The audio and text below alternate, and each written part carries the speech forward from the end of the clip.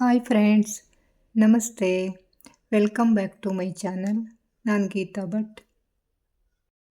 ನಿನ್ನೆ ರಾತ್ರಿ ತುಂಬ ಮಳೆ ಬಂದಿತ್ತು. ಹಾಗಾಗಿ ಬೆಳಿಗ್ಗೆ ವಾತಾವರಣ ತುಂಬ ಚೆನ್ನಾಗಿತ್ತು. ಪ್ರಶಾಂತವಾದ ವಾತಾವರಣ, ತಂಪಾಗಿತ್ತು. ಹಾಗೆ ಸೊಳ್ಳೆ ಕಾಟನೂ ಇಲ್ಲಿ ಆಗಿತ್ತು. ಇಲ್ಲ ಅಂದರೆ ಹೊರಗಡೆ ಬಪ್ಪುಲೇ ಆಗ್ತಿತ್ತಿಲ್ಲ, ಸಿಕ್ಕಾಪಟ್ಟೆ ಸೊಳ್ಳೆ ಆಗ್ತಾಯಿತ್ತು. ರಾತ್ರಿ ಸುರಿದ ಮಳೆಗೆ ಪ್ರಕೃತಿ ಸಂಪೂರ್ಣವಾಗಿ ತೊಳೆದು ನಿಂತಿರುತ್ತದೆ.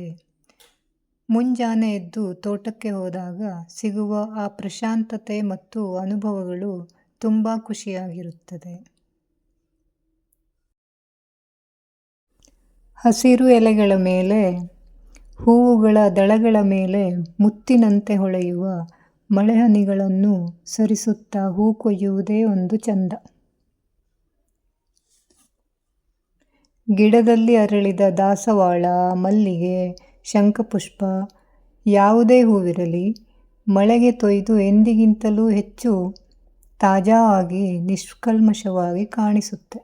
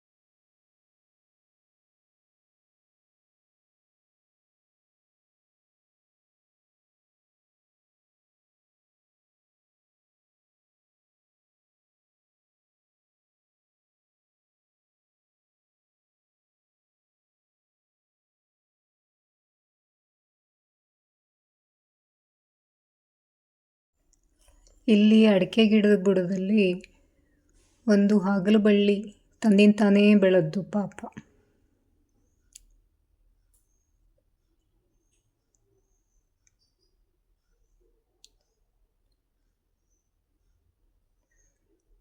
ಇದು ಕಹಿ ಗಿಡ. ಇದನ್ನು ನೀರಲ್ಲಿ ಹಾಕಿ ಕುದಿಸಿ ತಣ್ಣಾದ್ಮೇಲೆ ನೀರು ಕುಡಿದ್ರೆ ಕಹಿ ಹೊಟ್ಟೆ ನೋವೆಲ್ಲ ಕಡಿಮೆ ಆಗೋಗ್ತು.